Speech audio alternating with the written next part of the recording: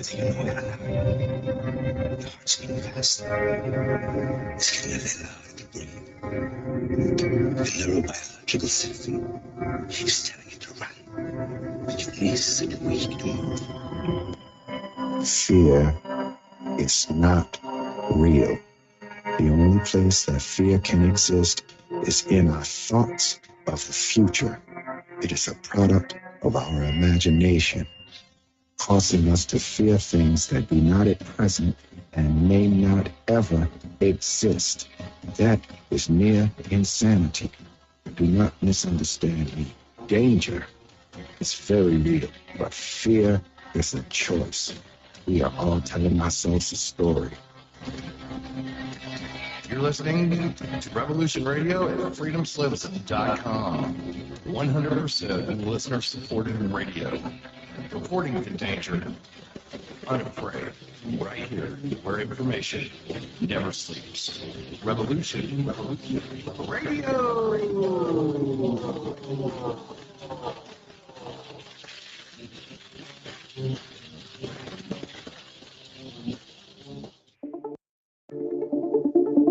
Most are afraid of unknown depths, skirting shores thinking world flat. I'm with the island girls in celebration of new religion. Nobody led me or said this way. I sailed alone on makeshift raft with wind as companion.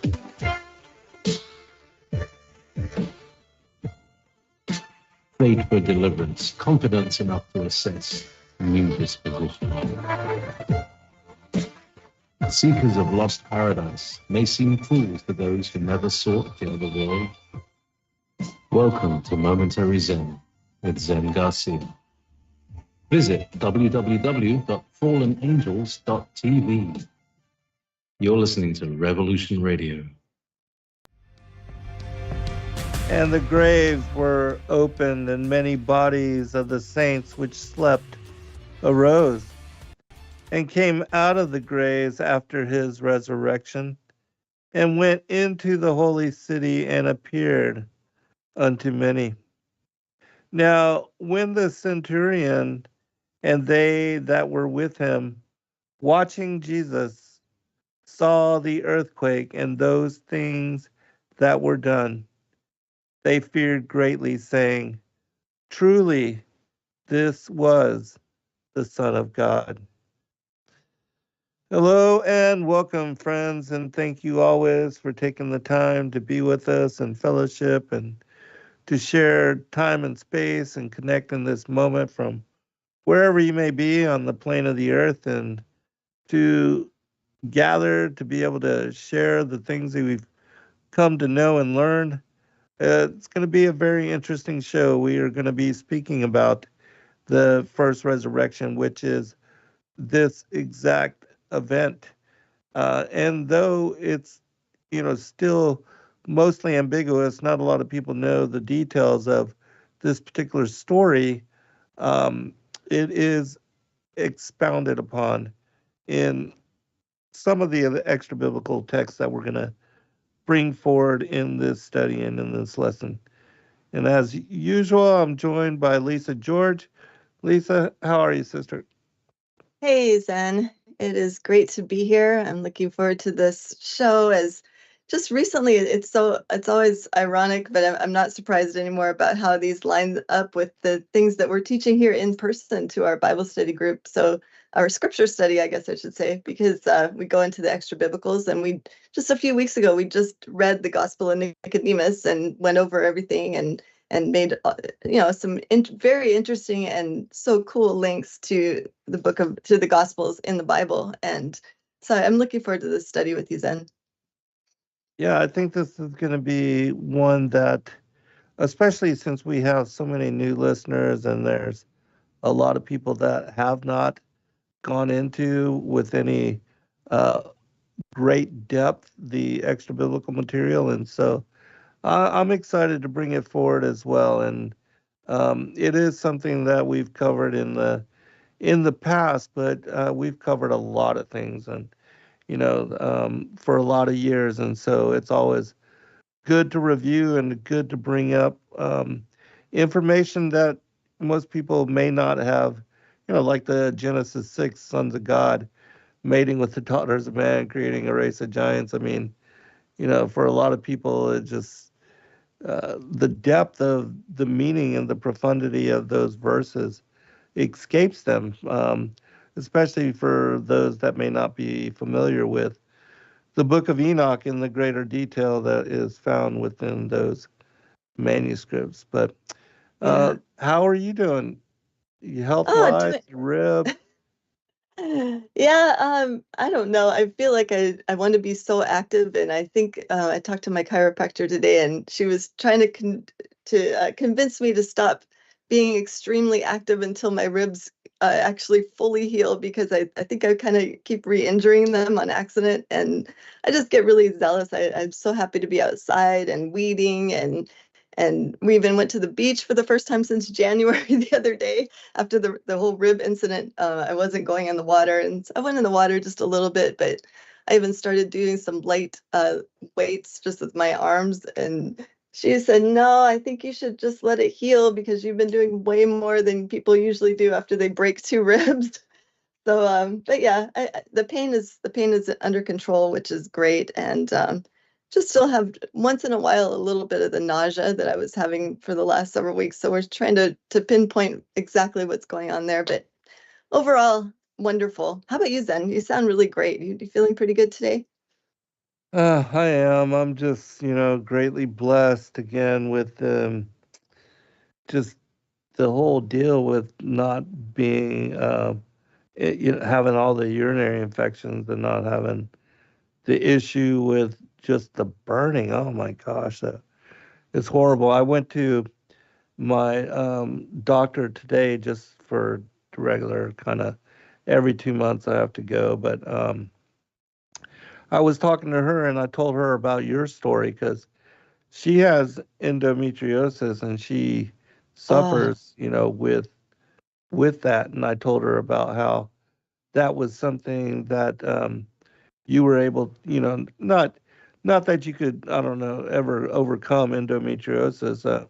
I know my ex-girlfriend, she suffered greatly with that, but from what I understand, and I don't know, firsthand experience, but that removing the sugar, it does help with as far as the menstrual cramps and the bloating and the other things that come with, the symptoms of that. And of course, not being a woman, I don't know with any certainty, but can you speak to that? oh, That, sure. yeah. Yeah, oh, I totally agree. I mean, that's great advice to give anyone that suffers with that horrible, horrible disease. And when I was all the symptoms from that I experienced for the past 30 years with that particular disease are totally gone today. And I'm just so grateful for that, because it's kind of like, and I've never given birth, of course, but for my friends that have had endometriosis and have given birth, they said that they would rather give birth every day than deal with endometriosis, because the Mm. pain, they said it's very similar to giving birth, but it comes when you least expect it, and then there's no reward of a baby afterwards, of course. So Uh-huh. it's kind of like just this torturous thing that it's really unpredictable. But once you start noticing the patterns of eating something that triggers the hormones that triggers, which is a huge one, is sugar, that and things with yeast in it. The diet is a huge thing, and I would totally recommend anyone that's suffering with any type of female type of condition that affects the ovaries, the uterus, all of that, just to cut out that one thing, to cut out sugar. it, Within a month or so, you probably see a huge difference, is from my experience. But yeah, that's great that you talked to her about that, because the doctors really don't have answers for it. I mean, the only ones that really helped me were the naturopaths, the chiropractor. They seem to have more, because it is like a dietary condition, so it's totally Right. related to diet. Right. And, she had seen me go through a lot of issues and a lot of pain and suffering with what I was dealing with. And now, she sees the profound Oh, difference, change in me. And so she she said she's going to try it. And, I told her, you don't have to be as extreme as I was because, my life was on the line. And so when you're facing that kind of situation, I would, rather do anything and everything that I can to, make a difference. And so to have guidance, just to have guidance, what a blessing that is.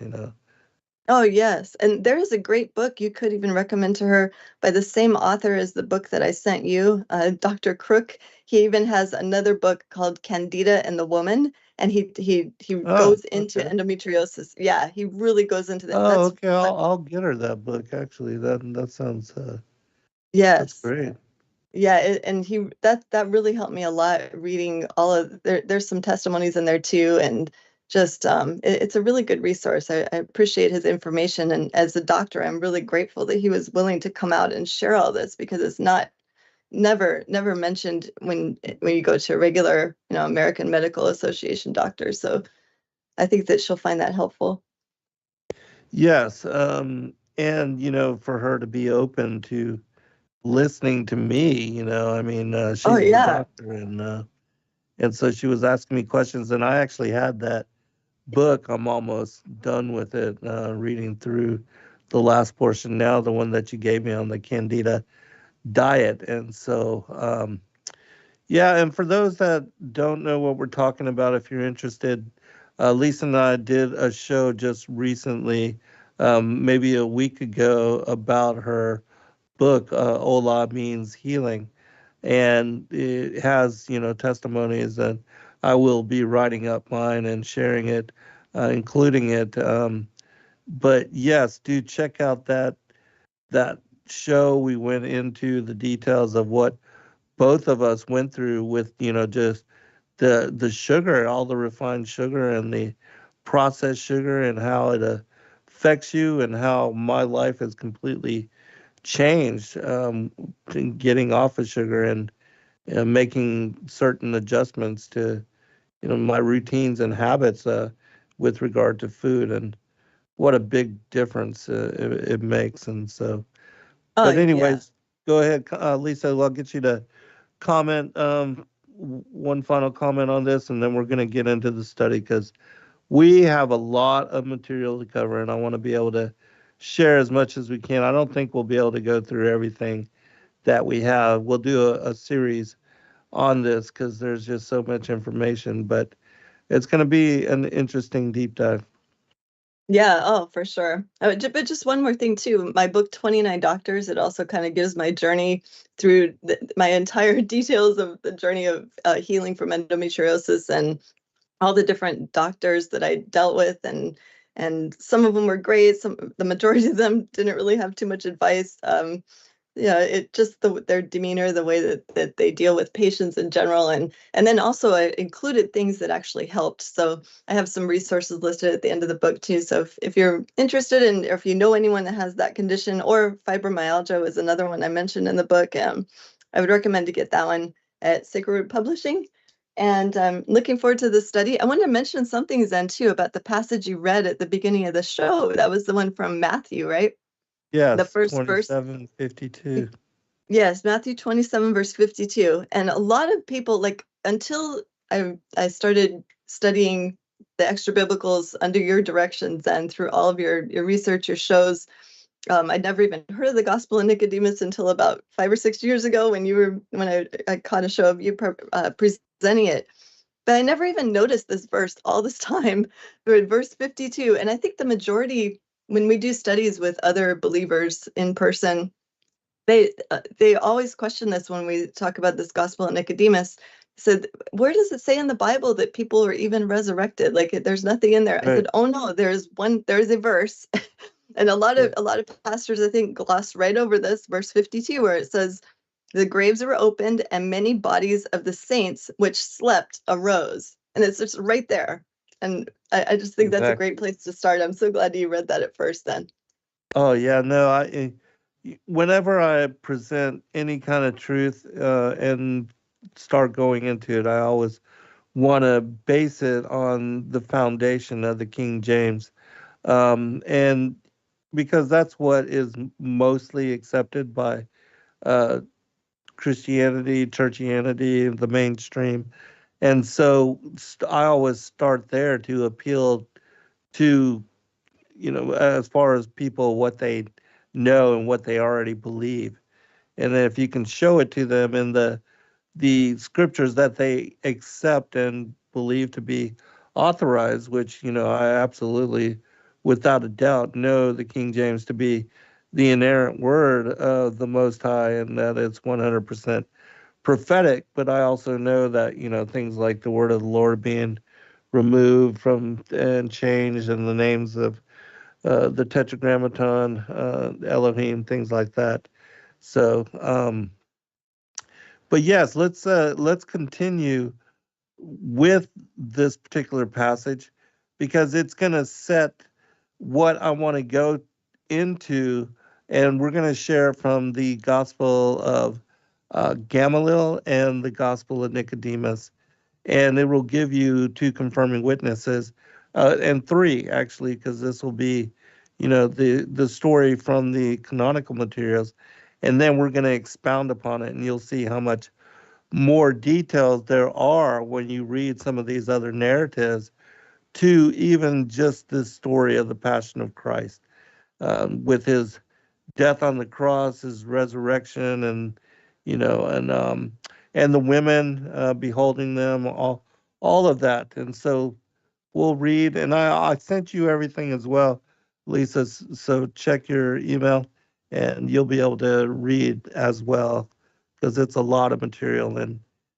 I definitely don't want to read it all myself. So Okay, yeah, I got the one for the Matthew reading, and I yeah. was looking through the books trying to find that Gospel of Gamaliel. Do you know by any chance which book that might be in from it? I mean, I was looking through like the Great Commission. I found got the It's narrative of published Joseph. itself.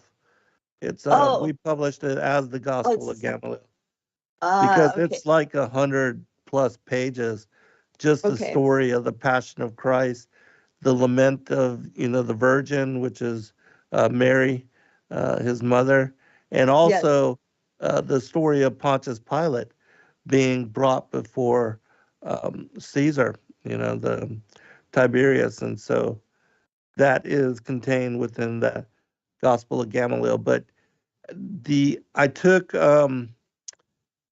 the Matthew quote and then followed up with the Gospel of Nicodemus or Gamaliel, one of those. But it's all sent to you. It's in 3 different sections. So, but okay. I'll read Let's this see, from I got it. Matthew, and then we'll go into the one that is following. It's either the Nicodemus or Gamaliel. But most people have not read or heard about or know about the story of Gamaliel.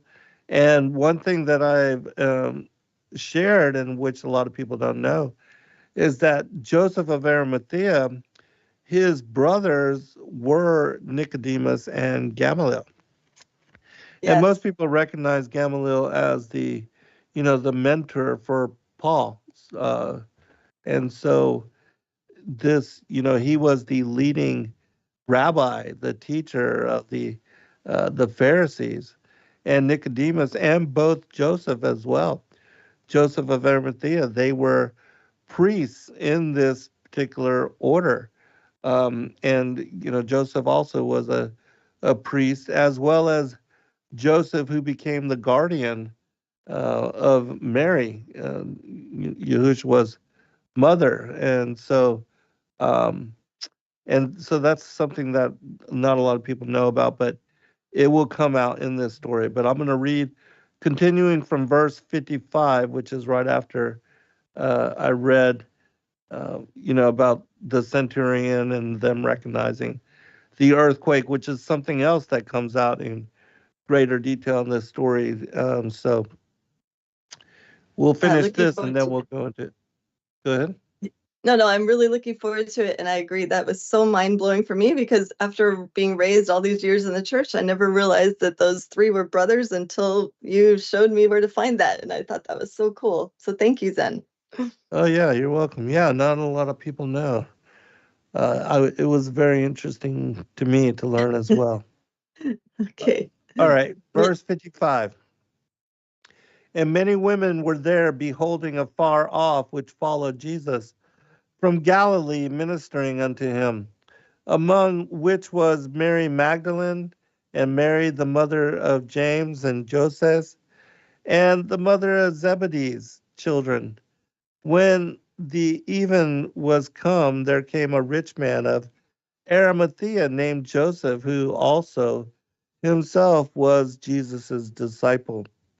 He went to Pilate and begged the body of Jesus. Then Pilate commanded the body to be delivered. And when Joseph had taken the body, he wrapped it in a clean linen cloth and laid it in his own new tomb, which he had hewn out in the rocks, and he rolled a great stone to the door of the sepulchre and departed. And there was Mary Magdalene and the other Mary sitting over against the sepulchre. Now, the next day that followed the day of the preparation, the chief priests and Pharisees came together unto Pilate, saying, Sir, we remember that deceiver said while he was yet alive, after 3 days I will rise again. Command therefore that the sepulchre be made sure until the 3rd day, lest his disciples come by night and steal him away, and say unto the people, He is risen from the dead. So the last error shall be worse than the first. Pilate said unto them, Ye have a watch, go your way, make it as sure as ye can. So they went and made the sepulchre sure, sealing the stone and setting a watch. In the end of the Sabbath, as it began to dawn, toward the 1st day of the week, came Mary Magdalene and the other Mary to see the sepulchre. And behold, there was a great earthquake, for the angel of the Lord descended from heaven and came and rolled back the stone from the door and sat upon it. All right, I'm going to stop there. Everybody should be familiar with this story, but we're going to go into, as I said, greater detail about this from the other two narratives. And I would have continued, but I want to go ahead and get into this other these other portions. And so, do you see where it begins? The next portion with verse 15. Yes, I have that. You want me to read that? Yeah, if you would, that would be Okay, great. just let me know when you want me to stop, and I'll just keep going Yes. through it. So, so I'm guessing this is the Gospel of Gamaliel, I believe, and because I was looking in, I also have the narrative of Joseph of Arimathea, but I think that we'll probably might have to cover that another time. But I think this is the Gamaliel. Okay, so verse 15, and arising from his judgment seat, he would have gone out, but the Jews all cried out, We acknowledge Caesar to be king and not Jesus. Whereas this person, as soon as he was born, the wise men came and offered gifts unto him, which when Herod heard, he was exceedingly troubled and would have killed him. When his father knew this, he fled with him and his mother Mary into Egypt. Herod, when he heard he was born, would have slain him, and accordingly sent and slew all the children which were in Bethlehem and in all the coasts thereof, from 2 years old and under. When Pilate heard this, I'm sorry. This is the Gospel of Nicodemus. Gospel of Nicodemus. Okay. Yeah, that sounds kind of familiar. From the Great Commission too. Great Commission too. Okay, cool. Yeah, and thank you so much, Sherry and Tammy. I noticed that they always put the resources in the chat so people can look these up for themselves and read along. I really like that. All right, so Gospel of Nicodemus. Thank you, Zen. All right. Oh, let me tell you what chapter for people that want to follow along. We are in chapter 6, verse 12. So if you want to follow along. Yeah, and if you'd like to purchase this, again, Sacred Word Publishing has this in the Great Commission too, as Zen said, and it's one of the best series, I think, because it just contains so many books. It's amazing that 1, 2, and 3 all together. Okay, so verse 18. When Pilate heard this account, he was afraid, and commanding silence among the people who made a noise, he said to Jesus, "Art thou therefore a king?" All the Jews replied to Pilate, "He is the very person whom Herod sought to have slain." Then Pilate, taking water, washed his hands before the people and said, "I am innocent of the blood of this just person. Look you to it." The Jews answered and said, "His blood be upon us and our children." Then Pilate commanded Jesus to be brought before him and spake to him in the following words: "Your own nation has charged thee as making thyself a king. Wherefore I, Pilate, sentence thee to be whipped according to the laws of former governors, and that thou be first bound, then hanged upon a cross in that place where thou art now a prisoner, and also 2 criminals with thee, whose names are Demas and Gestas." Chapter 7. Manner of Christ's crucifixion with the 2 thieves. Then Jesus went out of the hall, and the 2 thieves with him. And when they came to the place which is called Golgotha, they stripped him of his raiment and girt him about with a linen cloth, and put a crown of thorns upon his head, and put a reed in his hand. And in like manner did they to the 2 thieves who were crucified with him, Demas on his right hand, and Gestas on his left. But Jesus said, "My Father, forgive them, for they know not what they do." And they divided his garments, and upon his vesture they cast lots. The people in the meantime stood by, and the chief priests and elders of the Jews mocked him, saying, "He saved others. Let him now save himself if he can. If he be the Son of God, let him now come down from the cross." The soldiers also mocked him, and taking vinegar and gall, offered it to him to drink, and said to him, "If you are the king of the Jews, deliver thyself." Then Longinus, a certain soldier, taking a spear, pierced his side, and presently there came forth blood and water. And Pilate wrote the title upon the cross in Hebrew, Latin, and Greek letters, "This is the King of the Jews." But one of the 2 thieves who were crucified with Jesus, whose name was Gestas, said to Jesus, "If thou art the Christ, deliver thyself and us." But the thief who was crucified on his right hand, whose name was Demas, answering, rebuked him and said, "Dost thou not fear God, who art condemned to this punishment? We indeed receive rightly and justly the demerit of our actions, but this Jesus, what evil has he done?" After this groaning, he said to Jesus, "Lord, remember me when thou comest into thy kingdom." Jesus answering said to him, "Verily I say unto thee, that this day thou shalt be with me in paradise." Chapter 8. Miraculous appearance at his death. The Jews say the eclipse was natural. Joseph of Arimathea embalms Christ's body and buries it. And it was about the 6th hour, and darkness was upon the face of the whole earth until the 9th hour. And while the sun was eclipsed, behold, the veil of the temple was rent from the top to the bottom, and the rocks also were rent, and the graves opened, and many bodies of saints which slept arose. And about the 9th hour, Jesus cried out with a loud voice, saying, "Hele, hele, lama sabachthani," which, being interpreted, is, my God, why hast thou forsaken me?" And after these things, Jesus said, "Father, into thy hands I commend my spirit." And having said this, he gave up the ghost. But when the centurion saw that Jesus, thus crying out, gave up the ghost, he glorified God and said, "Of a truth, this was a just man." And all the people who stood by were exceedingly troubled at the sight, and reflecting upon what had passed, smote upon their breasts, and then returned to the city of Jerusalem. The centurion went to the governor and related to him all that had passed. And when he had heard all these things, he was exceedingly sorrowful. And calling the Jews together, said to them, "Have you seen the miracle of the sun's eclipse, and the other things which came to pass while Jesus was dying?" Which, when the Jews heard, they answered to the governor, "The eclipse of the sun happened according to its usual custom." But all those who were the acquaintance of Christ stood at a distance, as did the women who had followed Jesus from Galilee, observing all these things.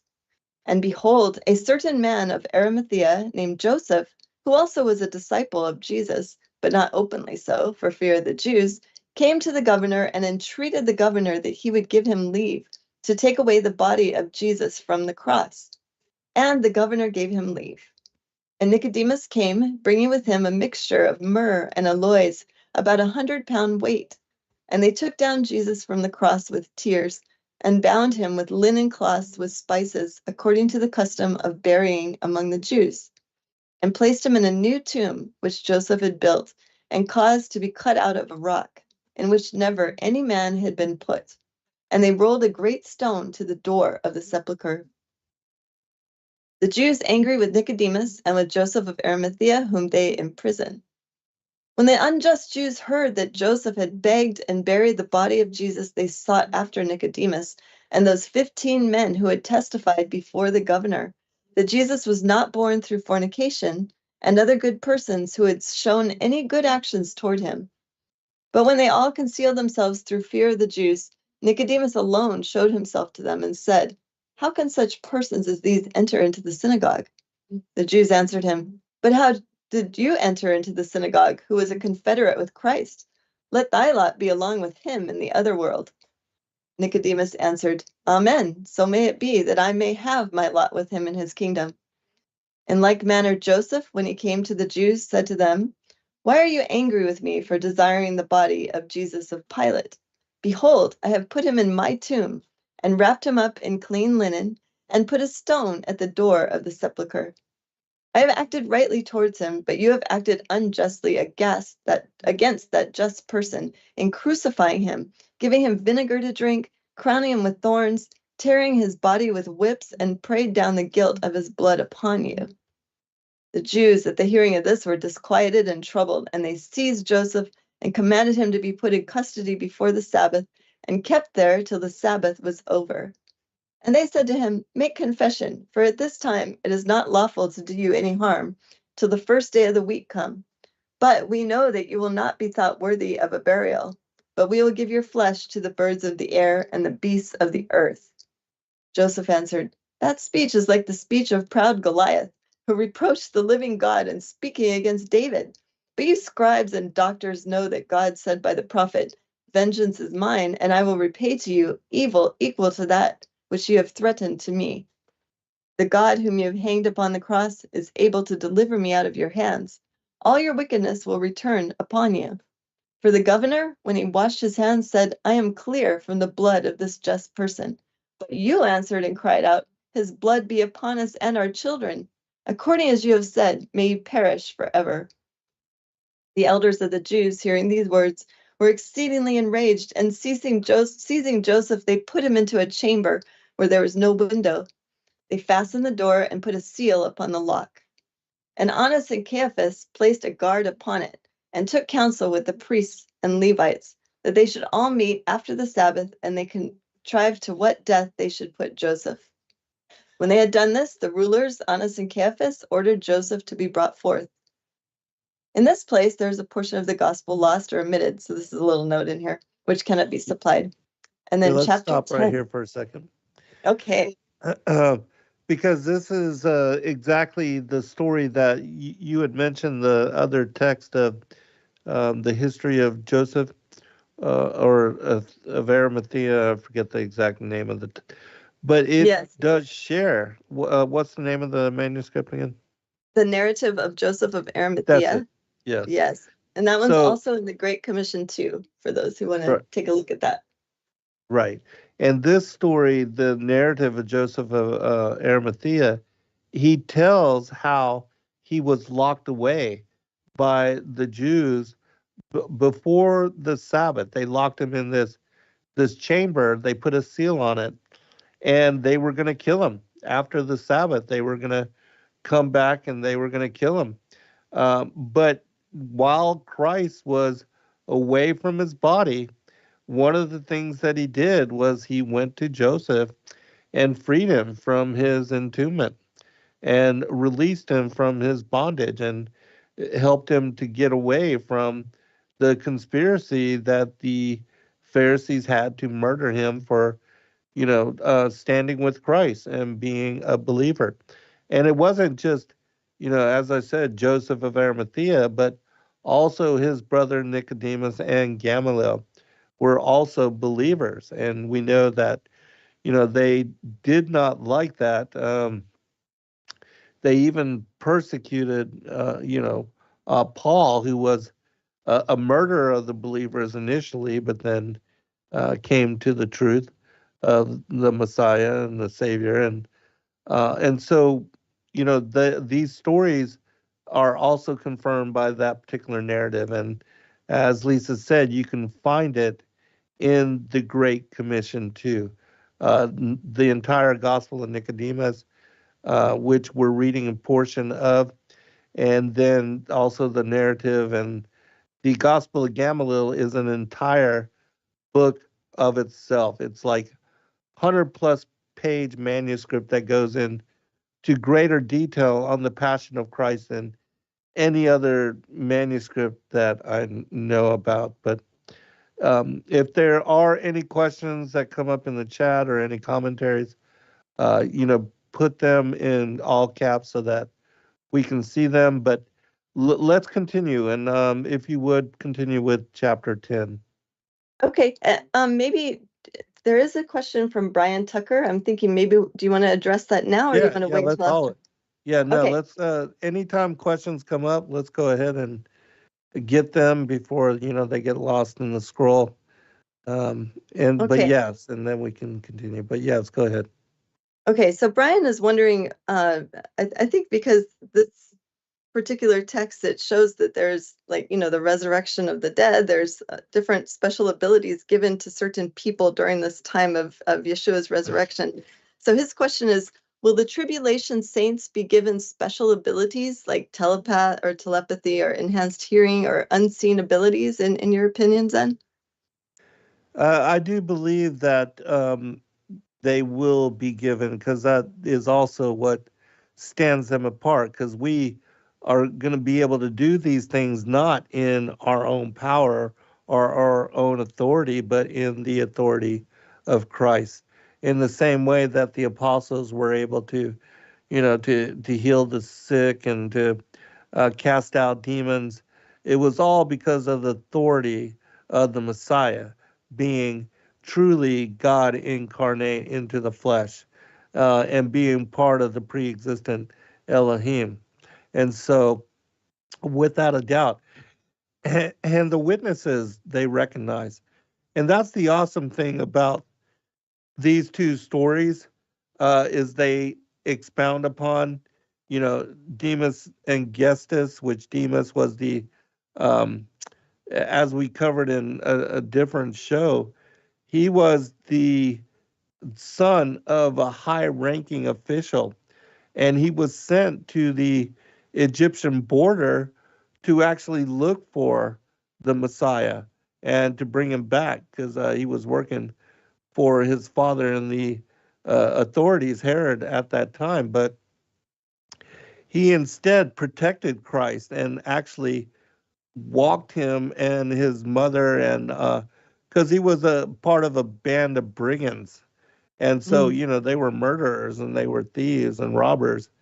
And he paid them off in order to help Yahushua, and it was Mary and Joseph, and also um, Salome, because when she witnessed the birth of Christ, she knew him to be the Messiah. She committed herself to his care as well, and she was like a handmaid unto Mary, and helped out with his rearing.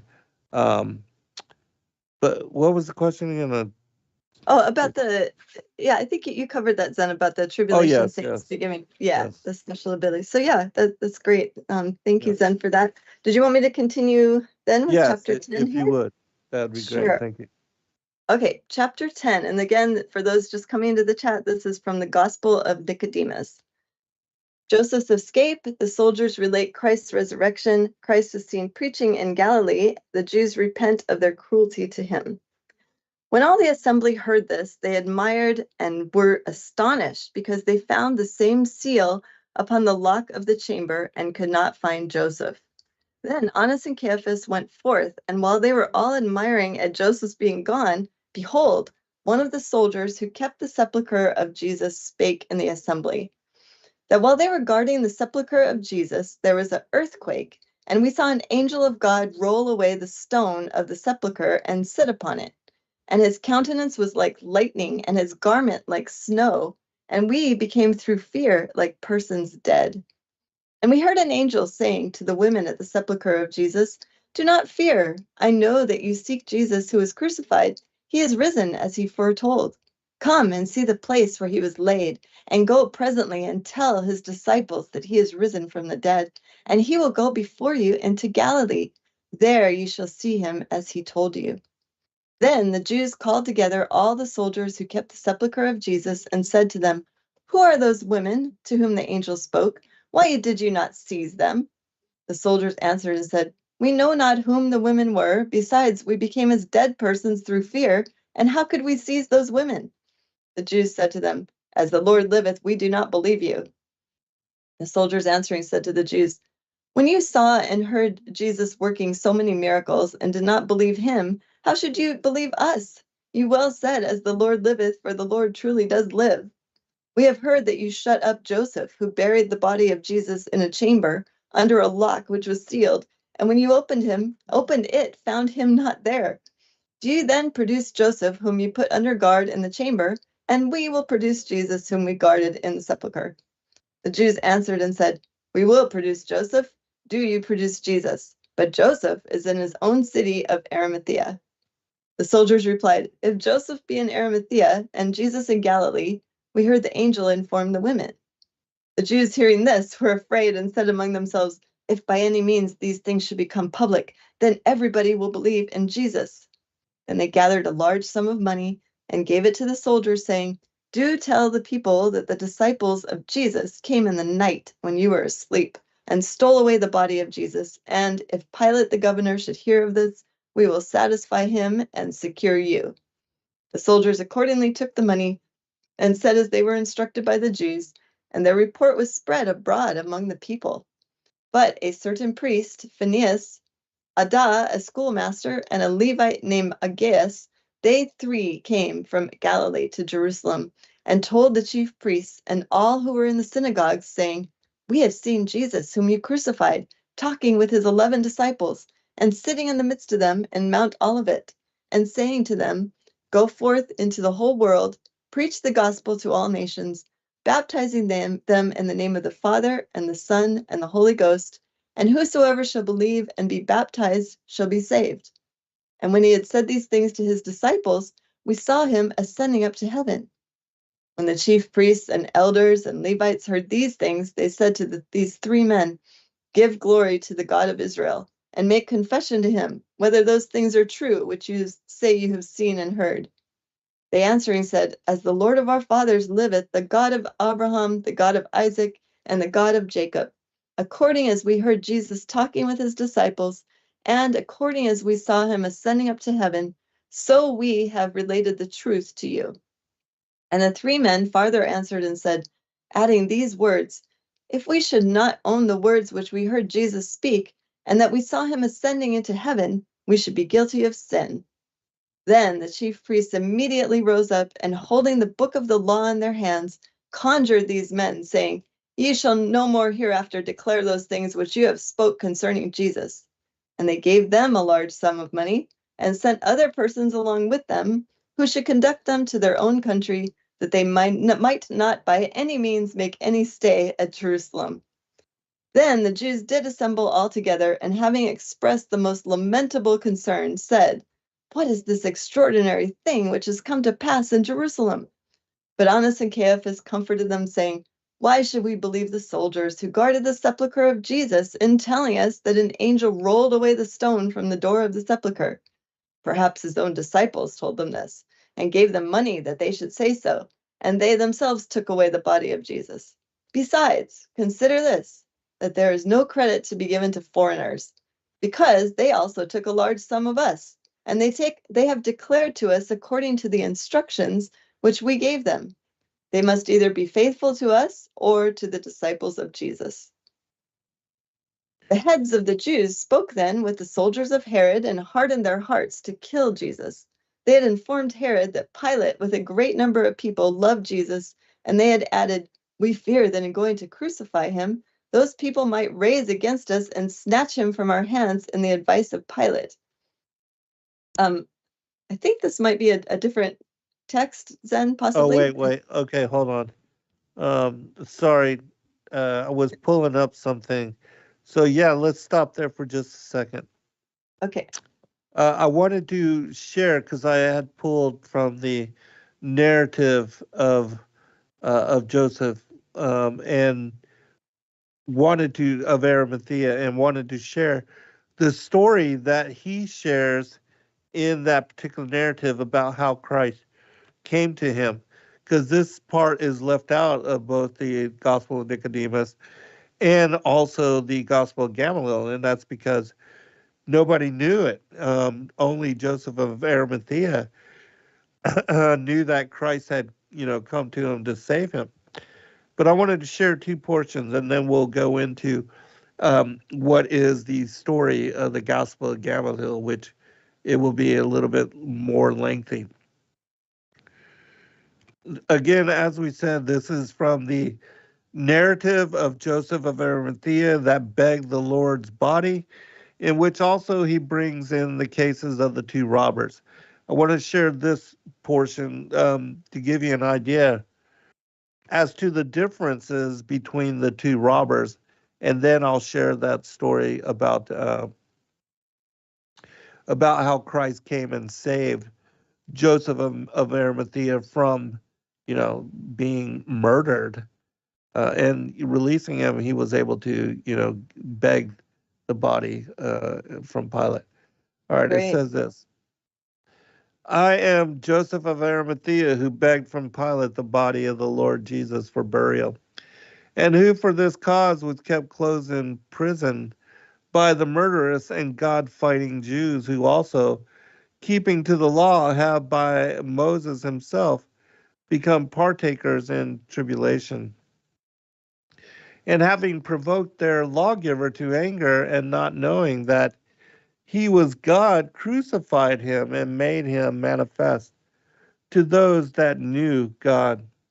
In those days in which they condemned the Son of God to be crucified, 7 days before Christ suffered, two condemned robbers were sent from Jericho to the procurator Pilate, and their case was as follows.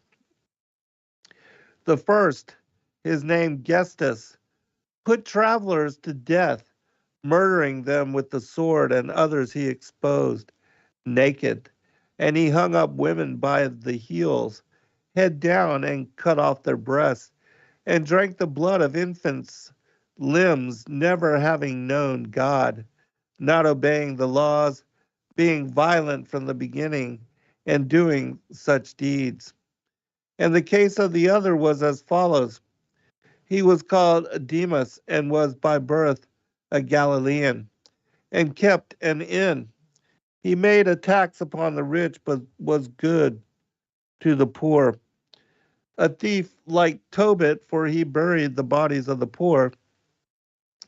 And he set his hand to robbing the multitude of the Jews, and stole the law itself in Jerusalem, and stripped naked the daughter of Caiaphas, who was the priestess of the sanctuary, and took away from its place the mysterious deposit itself, placed there by Solomon. Such were his doings. And Jesus also was taken on the third day before the Passover, in the evening, and to Caiaphas and the multitude of the Jews. It was not a Passover, but it was a great mourning to them on account of the plundering of the sanctuary by the robber. And they summoned Judas Iscariot and spoke to him, for he was the son of the brother of Caiaphas, the priest. He was not a disciple before the face of Jesus, but all the multitude of the Jews craftily supported him, that he might follow Jesus, not that he might be obedient to the miracles done by him, nor that he might confess him, but that he might betray him to them, wishing to catch up some lying word of him, giving him gifts for such brave, honest conduct to the amount of a half shekel of gold each day. And he did this for 2 years with Jesus, as says one of his disciples called John. All right, and so we know that in the infancy Gospels, that Judas was actually the seed of the serpent. He was a child of Cain's line. And that is clearly denoted within that particular manuscript as well.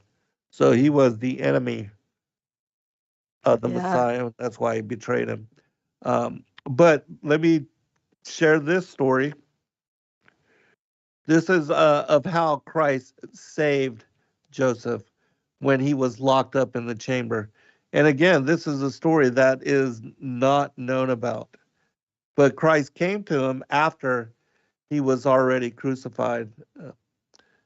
And after I had begged the body of Jesus to bury, the Jews, carried away by hatred and rage, shut me up in prison, where evildoers were kept under restraint. And this happened to me on the evening of the Sabbath, whereby our nation transgressed the law. And behold, that same nation of ours endured fearful tribulation on the Sabbath.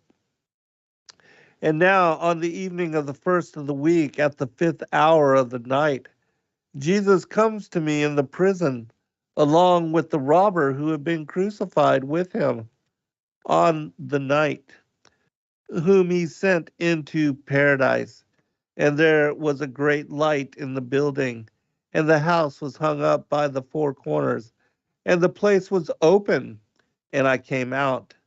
Then I first recognized Jesus, and again the robber, bringing a letter to Jesus. And as we were going into Galilee, there shone a great light, which the creation did not produce. And there was also with the robber a great fragrance out of paradise.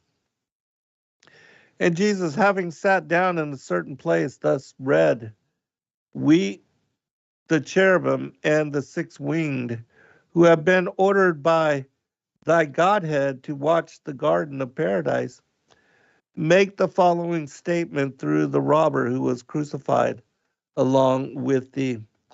By thy arrangement, when we saw the print of the nails of the robber crucified along with thee, and the shining light of the letter of thy Godhead, the fire indeed was extinguished, not being able to bear the splendor of the print. And we crouched down, being in great fear. For we heard that the Maker of heaven and earth and of the whole creation had come down from on high to dwell in the lower parts of the earth on account of Adam, the first created. And when we beheld the undefiled cross shining like lightning from the robber, gleaming with a sevenfold the light of the sun, trembling fell upon us. We felt the violent shaking of the world below. And with a loud voice, the ministers of Hades said, along with us, holy, holy, holy is he who in the beginning was in the highest. And the powers sent up a cry, O Lord, thou hast been made manifest in heaven and in earth, bringing joy to the world, and a greater gift than this. Thou hast freed thine own image from death by the invisible purpose of the ages. And so, again, the confirming witness of the story of how Joseph was freed. The entire building was lifted up off its foundations, and he was allowed to come up. And that's why the seal remained on the chamber. And when the Jews went back after the Sabbath, the first day of the week, the seal was in place, and they fully expected to find Joseph there, and they had plans to kill him and to give his body to the birds, as they said. But I'll get you to comment, Lisa, and then if there are any other questions or comments from the chat room, we'll take those after break, because we are. Is it already time for break? Wow, that was fast. Oh my goodness. Wow. I didn't realize what time it was out. Yeah, I have a quick comment about what you're reading a little bit earlier from this text, the narrative of Joseph of Arimathea.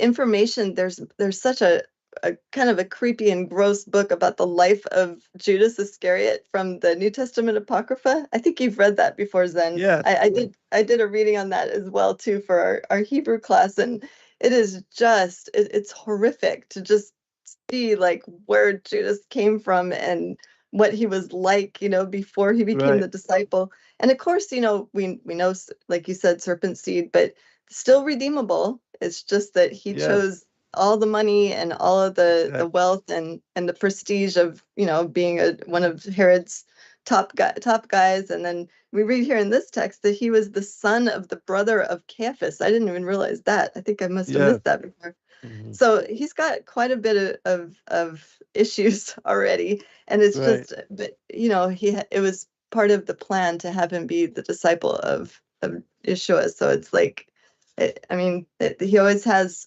It seems like there's always somebody in there to see if he can sway, maybe even try to sway others in the opposite direction to follow Satan instead of Yeshua, and to carry out the whole plan of the crucifixion, the betrayal, all of that. It's so fascinating because we don't really hear about Judas. And I always wondered too, like, why in the world would they have someone like Judas even being a disciple and walking with him for like maybe 3 or 4 years? And and to witnessing all the miracles. I'm sorry, what was that?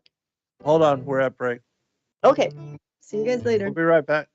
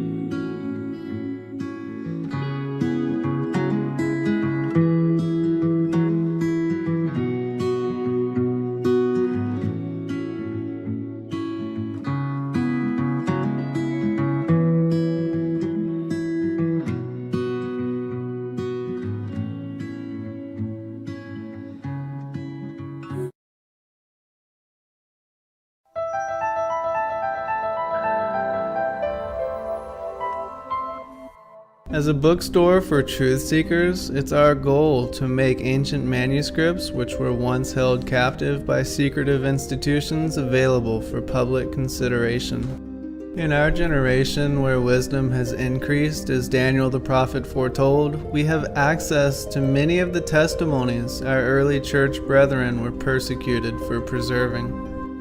After being hidden for centuries, these manuscripts have been leaked from various sources throughout the earth, and it's our goal to gather these sources into printable form to make available for all who seek the ancient way.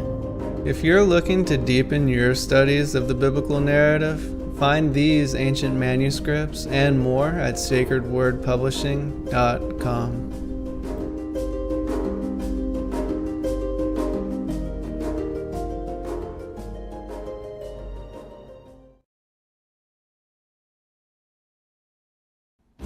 Your partnership with Sacred Word Publishing goes further than the publishing of ancient manuscripts and weekly video content.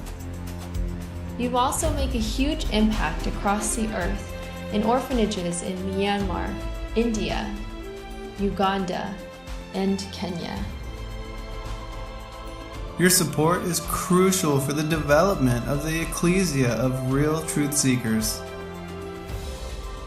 We thank you for joining us in hosting Secrets Revealed, Momentary Zen, the Digital Readers Club, Ask Me Anything series, and other shows that have helped lead so many to the truth of salvation. To become even more involved, please visit patreon.com/sacredwordpublishing, where you can partake in exclusive, interactive, patron-only content and help us continue shining the light of love in this darkened world.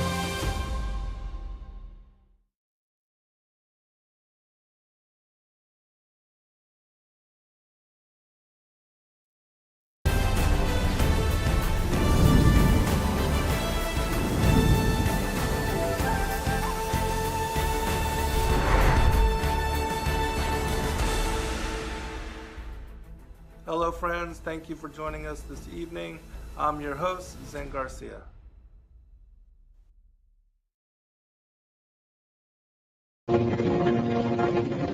You can torture us and bomb us. Fire is catching.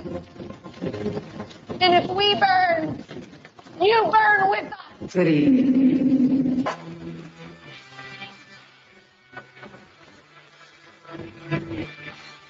Are you awake yet? I hope. We've tried and we've tried for years and years to use passive resistance and loud voices to make a change. The time is over. Your governments around the world have no other goal than to decimate your entire existence at the hands of the bankers and the elites. The war is coming, and it's your choice to decide if you want to be a warrior or a victim. Denial is not a choice anymore. Revolution Radio, freedomslips.com, the #1 listener-supported radio station on the planet. Not giving up. Revolution Radio.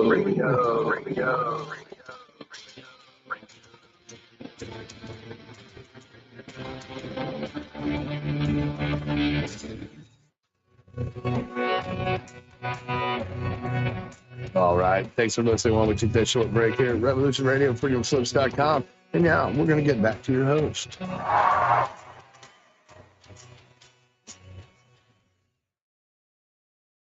All right, welcome back, everybody. For second hour, that first hour went by so quickly, but it did end perfectly. At the end of those two particular stories. Those of you that are in the chat, please, if you would, like and also subscribe, so that even though they will remove you from our subscription and they will not send you the information that you are seeking in subscribing, that's just the way that it is. But maybe they will inform you of when we go live, and you can join us for the live fellowship. We love all of you, appreciate all of you, and are praying for all of you as well. Lisa? Hey, Zen. We do have a couple questions. Did you want to address those now? Sure. Yeah, absolutely. Okay, so Leonard asked a question about, he said, so when the ground moved, the rocks and the saints arose, this is during that whole scenario, where did their bodies go? And I think we might address that coming up here in the reading with at least two of the bodies. Do you have any insight on maybe the rest of them? Because there was quite a few. Yeah, there was actually, a number of, as you said, the saints that were seen in the streets of Jerusalem. And certainly we see in this story of the Gospel of Nicodemus, in the further reading of it, especially the part which tonight we're focused on just the, coming up out of the tombs. But Corinthius and Lucius, which are the two children of Simeon, the high priest, who was the one that had lost his voice and was not able to speak until they brought Yahushua in on the 8th day to be circumcised. And then when that happened, his voice was restored. He declared that he had seen the Savior of Israel, and it was shortly after that he passed away. And then John the Baptist's father, Zacharias, came in to be the high priest. And of course, we know he was murdered by Herod. And then the priesthood was usurped by the Pharisees.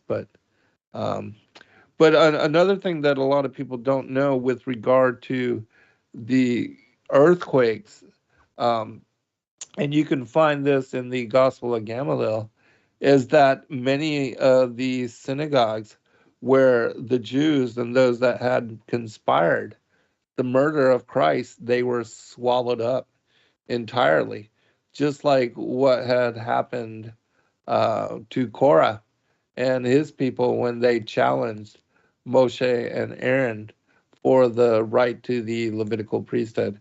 And so yeah, there were entire and many, and we see that the veil was rent all the way down in the temple as well.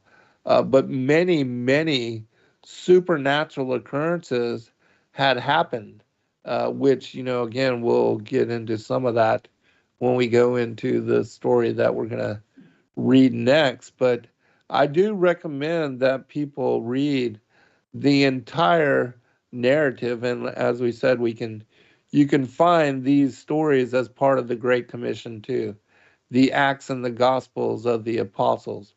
The first two being what is, like an expanded book of Acts found within the Bible. And instead of just focused on Peter and Paul, it actually covers many of the other apostles, especially the dominant 12, and their stories of what they were commissioned to do, the places that they went. And, the gift of tongues was a permanent gift. They learned the languages of the people that they were going to be interacting with in doing the work of the Great Commission and sharing the good news of the gospel. So, yeah, check those out, Great Commission 1 and 2. We do have a bundle of the Great Commission 1, 2, and 3 together at a discounted rate. And the Great Commission 3 is the end time apocalypses. And it's the one that you want to read if you are interested in prophecy, especially with connection to the parable of the fig tree, of which we are that generation. And thank you, Tammy and Sherry, for your hard work in the chat. Lisa? Oh, yes, definitely. Thank you, everyone, for participating. It's so cool to have all this interaction going on and so many great minds throwing out really amazing insights and questions. There's a question that's a little off topic, but it's kind of short. It's from Brian. He just was wondering what you know about the word pestilence. Does that include no food and water, or just no food? Or is that what that means? I'm not even sure what I didn't even look it up to see what the actual definition of pestilence, but I've always thought it was more kind of like a disease or something. And I would think it would be, pests, not having looked up the word either, but you're welcome, Leonard Allen. But pestilence, I would think that it'd be like the locusts or the plagues that came upon Egypt, the frogs, the flies, that would be a kind of a pestilence. And yeah, it does come with disease.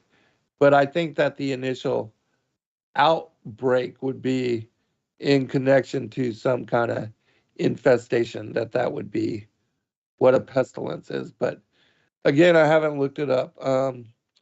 Zarin asks, is the Sefer Bible accurate? I do believe that, yes, Dr. Pigeon and his group, they have put a lot of effort into making the Sefer Bible accurate. And they do include a lot of the extra biblical texts which have been removed from, like, the 80 book canon, the expanded canon, which included the Apocrypha. You can find the Catholic Bibles still include the apocryphal texts, and also the Shepherd of Hermas, because it is 14 manuscripts which were removed. And so the Apocrypha and the Shepherd of Hermas, they make up the apocryphal text. But I kind of noticed it's similar to the Ethiopian Bible. They have like 88 books, and it's very similar to that. they have even further expansion, which there's a website. What's the name of it? I can't remember right now. Oh, rejected text. I think that's the name of it. But this individual has put up a lot of information, and you can find the expanded text of the Ethiopic Bible there, and a lot of other ancient manuscripts. But Brick says pestilence means a deadly and overwhelming disease that affects an entire community. The Black Plague, a disease that killed over 30% of Europe's population, was certainly a pestilence. Thank you, both of you. Yeah, thank you, Brick. Right on. I also wanted to mention, since we're talking about other resources, I think it was your friend that put together the Super Gospel. I really appreciate Robert that resource. I like it all in chronological order. That's really helpful. Of course, the Great Commission is great because there's so many other books included in there. But if you want one that's in chronological order, I recommend the Super Gospel. He did a really good job. Yes, he did, and yeah, that's something I always wanted to do myself. But yeah, I'm glad that Robert did that. And if you haven't read it, it's a really incredible read because it does expound upon the story in the manner that we're doing it, but it shares the parallel accounts in order, and so it's awesome. Hello, Rin, and Life Goes On, and Brian, and everybody in the chat, Brick, Sherry, Tammy, everybody, we appreciate all of you. But let's, non-typical, let's go ahead and get into this other story because we're going to run out of time. Okay, would you care to read first, and then I'll go into it after? Sure. This is the Gospel of Gamaliel, right? Yeah. Okay. All right. So starting with verse 1. The heads of the Jews spoke then with the soldiers of Herod and hardened their hearts to kill Jesus. They had informed Herod that Pilate, with a great number of people, loved Jesus, and they had added, "We fear that in going to crucify him, those people might raise against us and snatch him from our hands on the advice of Pilate. Give us, therefore, order and power to crucify him." And they had given him much money, and he had given them the power required and sent his soldiers to them. This is the reason why Pilate did not go out with him that day. He feared an armed conflict between him and the Jews. Indeed, Pilate and his wife loved Jesus like their own soul, and the flogging that he had ordered for him was done in order to satisfy the wicked Jews and to save him from death. Had he known that they would crucify him, if he were to die with his wife and his sons, he would not have laid hands on him at all. The Jews had lied to Pilate, saying, "If you only chastise this rebel for us, and if he ceases to heal people on the Sabbath day, we will release him." It is under this false pretext that Pilate had ordered him to be flagellated. The above conspiracy took place before the Virgin stood at the right side of her son, and John wished to take her to his house. She then rose weeping and lamenting and returned to town, saying, "I leave you in peace. O my child, you and the cross upon which you have been lifted up. I salute your face full of grace, which they have insulted and at which they have railed. I salute your nudity, king, who is in the middle of robbers. I salute your royal garment. O my child, which is in the hand of your enemies. I salute you, O my beloved, with the crown of thorns, which is overshadowing you." The Virgin was saying all this while she was being taken, weeping, to the house of John. There she did not cease to weep, nor did she give slumber to her eyelids, but she kept weeping and wailing. After John had placed her in the house, he did not neglect to go to the cranium and witness till the end all the sufferings of his master. When the body had ceased to function, he gave up the ghost. Then all the town shook from the great earthquake that occurred in the earth and the signs that took place in heaven. When the Virgin noticed that the earth quaked and the darkness spread all over the town, she said, "This is a sign that my son has died." While she was saying this, John came weeping, and the Virgin said to him, "Is it not true that my son died on the cross?" And he inclined his head and said, "Yes, he died." How great were the weeping and lamentations of the Virgin at that hour!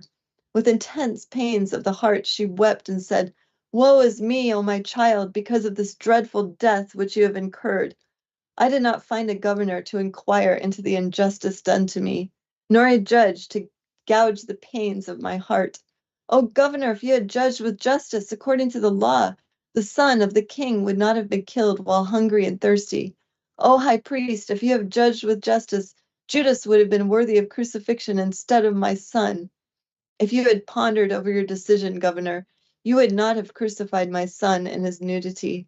If you had judged with equity, O high priest, you would not have released a robber from death and killed the prince. If you had judged with equity, O governor, you would not have killed a valiant man while war is looking you in the face. If you had judged with equity, high priest, you would not have uttered insulting words to your master. I hear that at a time when people are at war, if it happens if they capture the son of the king, they take great care of him and do not kill him, but send him to his father as an honor. Why then, high priest, when you asked my son the truth and he told it to you, you hated him? You preferred a lie and put your trust on it. You asked for truth. Do you not know that the one who is standing before you is truthful, nay, truth and life? Truly, O Virgin, O Holy Mary, you have met with injustice in the town of Jerusalem more than many of your generation, because they attacked the great one who was in it and delivered him to the judgment of death. After all this, the Christ was still hanging on the cross, and many confessed, saying, "This man who performed all these deeds is the Son of God." All the people who believed wept while he was on the cross. Then Pilate summoned the centurion who was sent by Herod in order to crucify Jesus, and he ushered him into his house and said to him, "Have you seen, O my brother, what the Jews and Herod did to this just man, and how they killed him with such an injustice that all this happened on the earth?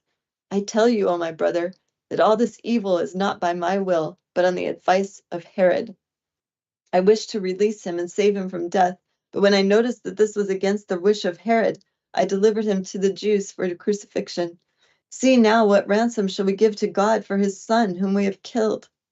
Then the centurion, together with the owner of the spear and Pilate, began to weep bitterly, saying, "May his blood be on Herod and on the high priest."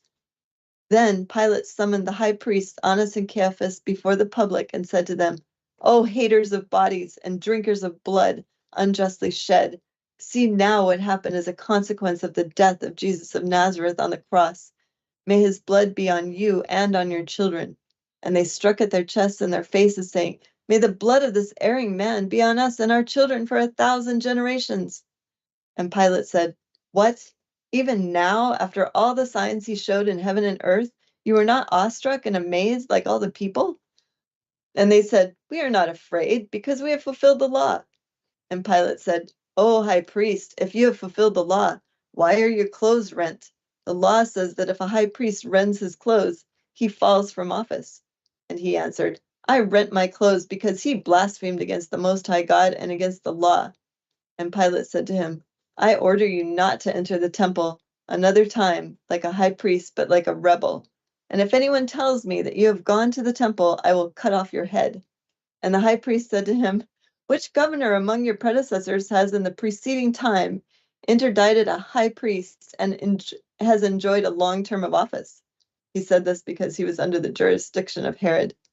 And Pilate said to him, "Are not then the signs that have so far occurred sufficient for you, as they are for all the people?" And the high priest said to Pilate, "You are a young shoot in this town. You do not know the meaning and the portent of these signs. This month is Bermuda, and in it the revolution of the sun and the moon takes place. At this time the sorcerers give to the moon the color of blood and detract the ray of the sun by their spells. They do it in order to exact work from the husbandman and to prognosticate concerning the fruit, the crops, and the wine and the oils." This is what the high priest lied and said. Then Pilate rose from his chair and scourged him with a rough whip. He plucked also the hair of his beard and tormented him and said, "You wish to bring the wrath of God on the earth on account of your hatred for Jesus." Then the centurion and the soldier said, "You prefer death to life." After having chastised him on the recommendation of Pilate, they sent him to prison on the advice of the centurion until such time as they would send him to the emperor. After this, Pilate conferred with the centurion and said, "Is his body going to hang on the cross?" And the centurion said to Pilate, "The power is in your hands, governor." And Pilate said to him, "Do you wish that we should take him down from the cross and confide him to a reliable man for 3 days, in order that perchance he may rise, as he himself raised many people from the dead?" When Pilate uttered these words, the heads of the Jews shouted suddenly and said, "It is against the law to deliver a dead man to anyone. The grave is the resting place of the dead." After this, Joseph, who was from Arimathea, came to Pilate and asked permission to take down the body of Jesus Christ from the cross. And Pilate was pleased, and he ordered it to be given to him, and the Jews walked behind him with the guards. Joseph then took it down from the cross and buried it in conjunction with Nicodemus. The Jews, however, had an argument with him, because they did not wish to bring down his body from the cross, but to leave it on the wood like that of all other robbers, because Jesus had made mention of his resurrection. After that, they had shrouded him well in perfume, myrrh, and new linen wrappings, which had not been used for another man at all.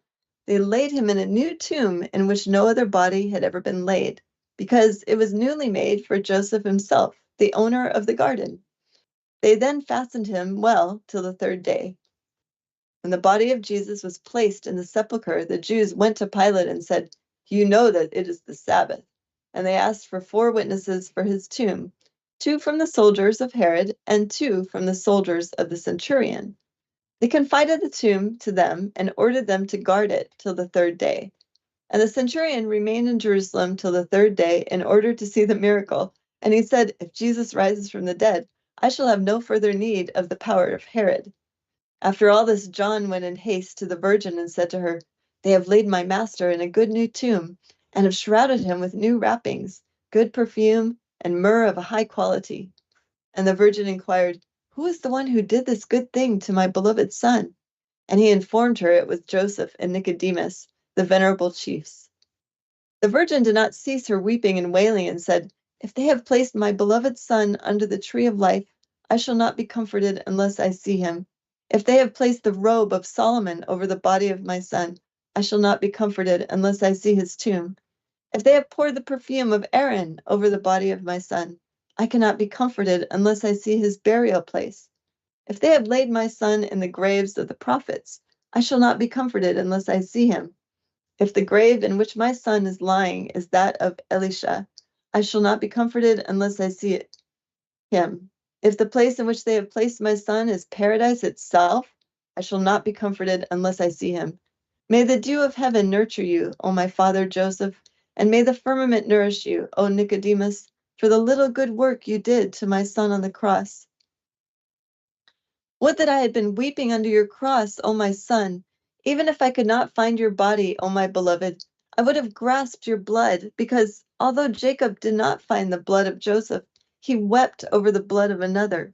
Woe is me, O my beloved son, because I have not seen your body and your blood. If I had found your blood, O my child, I would have purified my garment with it. And if I had found your garment, it would have been as a garment of Joseph to me. The blood over which Jacob wept was a foreign blood, and that over which I weep is flowing from the side of my son. If they have not broken your bones, O my son, as it is written in their law, so that the malefactors might be delivered from their pain, they have pushed the spearhead into your divine side. No evil deed was left, O my beloved, which they did not do to you before they crucified you, and no injustice was left, O my beloved, which they did not do to you. Woe is me, O my beloved son, my reins are bursting inside me. I never saw a physician healing people like you, O my beloved son. And in spite of that, they struck you. You have been a physician to their diseases, which you cured. And in spite of that, they nailed you to the wood of the cross. You have been a physician, O my child, to their men born blind, and you gave them their sight. And in spite of that, the unbelieving Jews did not feel ashamed to insult you. You have been a physician, O my son, and you drove out their demons from them. And in spite of that, they did not honor you, but said, "You drive them out by Beelzebul." You have been a physician, O my son, and you cured them from hemorrhage. And in spite of that, they did not feel ashamed of you, but they pierced you in your side, O my beloved, with a spearhead. I adjure you, John, to come with me to the tomb of my son. I implore you, John, to accompany me to my only son, so that I may pay a visit to his cross. I know, John, that I am putting you to much trouble with the sorrow of my heart, but have patience with me, and you will receive much blessing from my beloved Son." The Virgin uttered these and similar words in her lamentations and said, "John, if I do not see his tomb, I shall not be comforted in my sorrow." And John used to comfort her, saying, "Cease your weeping, because they have buried him with perfume, incense, new wrappings, near a garden." The Virgin, however, wept, saying, "If the ark of Noah were the place of the burial of my son, I shall not be comforted unless I see him and weep over him." And John said to her, "How can you go while 4 soldiers from the soldiers of the governor are relying on the sepulchre?" And the Virgin remained in this weeping and wailing over her son in the day of his crucifixion, the Sabbath day, to the morning of Sunday. As to the soldiers whom the governor had detailed to guard the tomb, the heads of the Jews had entered with them into a conspiracy unknown to the governor and to the centurion, to the effect that if the erring one were perchance to rise, they should inform them of the fact before the governor. For this, and for their not disclosing this conspiracy to Pilate, they were promised much money and silver. The Jews held this conspiracy with the soldiers before the latter went to guard the tomb. When, however, Jesus rose and many signs took place at his resurrection, the soldiers were frightened and terrified and became like dead men. They entered the town early in the morning, and remembering the deceitful words of the Jews, they went to them while it was still dark, before they went to the governor, and apprised them of the fact that Jesus of Nazareth had risen from the dead, as he had predicted. The Jews went then in haste and related to the high priest the words of the soldiers to the effect that Jesus had risen from the dead, and they shouted, saying, "Woe to the Jews and to their lives, because this day has more evil in it for them than the day in which he was crucified. What shall we do if the governor and the centurion hear that he rose from the dead? We shall all fall into his hands. But let us see first what really took place." And they went to the tomb while it was still early in the morning and did not find the body of Jesus in it. Then they tore their garments, gave silver to the 4 soldiers apart from his garments, and said, "Will he appear to everybody?" In short, every one of them, in their confusion, said something. As to the Virgin, Let's stop Okay. here for just a second. All right. I just want to share a couple of comments, which, again, for people that are not familiar with this story, this is from the Gospel of Gamaliel, and it gives the most detailed account of the Passion of Christ. First, you will notice that they stripped him naked initially when he was on the cross. And this is something that is not, found in other gospel accounts. This being the only one, we don't know with any certainty if there is truth, because out of the mouths of 2 or 3 witnesses. And so, but it is something to consider. The other thing that is really important about this account, in my opinion, is that not only did the apostles know that Christ would be resurrected on the 3rd day, but he told everybody. We know in the story about the temple and how he said he would rebuild it in 3 days, and he was talking about his own resurrection in the temple, that is the body. But the Jews and the centurions under Pilate, they were conspiring to lie about and to withhold and to hide the fact of the supernaturalness of his resurrection, and the other fact that all of these signs took place in the earth and the heavens, and they, without a doubt, were convincing, because those that were not believers, certainly after all of these signs, and we know that, again, the Passover is connected. It's the eve before the full moon. And what had happened, that the darkness, this was a supernatural event. It was something more than just an eclipse, because an eclipse lasts for several minutes at the most. However, this was an event that lasted hours, hours and hours, and it brought darkness upon not just the land there in Jerusalem, but was witnessed all throughout the world. And it has been documented and accounted, even in, the Chinese writings, the I Ching, and others. And so, they knew that he was going to be resurrected, but they couldn't do anything about it. And the soldiers that they posted there to prevent this, when this supernatural occurrence took place, they were frightened out of their minds.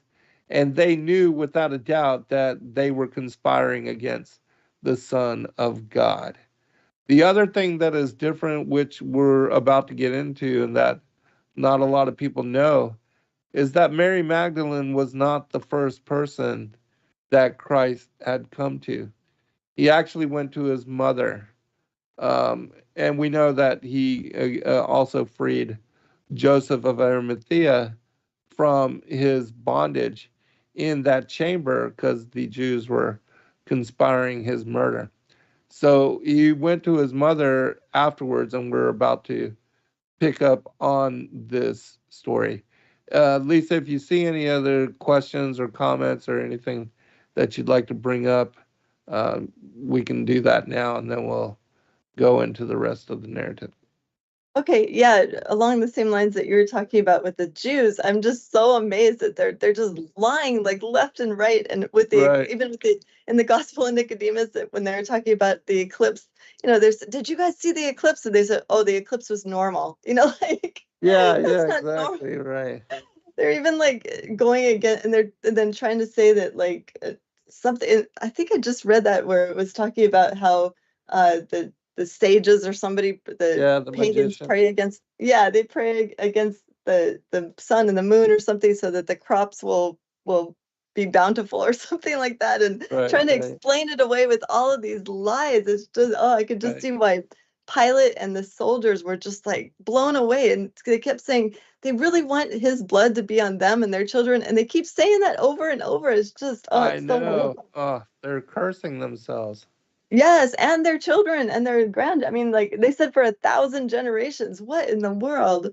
Like, who would want it even? And that just shows how evil that they were, and that, like what you and Tim have been discussing with that they came in and basically usurped the priesthood from the true Levites and priests that were supposed to be there, and send all those guys into the wilderness. That's where we find John the Baptist and probably a bunch of other Levites there that were like taken out, and probably killed some of them too. Like when after the Babylonian captivity, we see everything just got corrupt.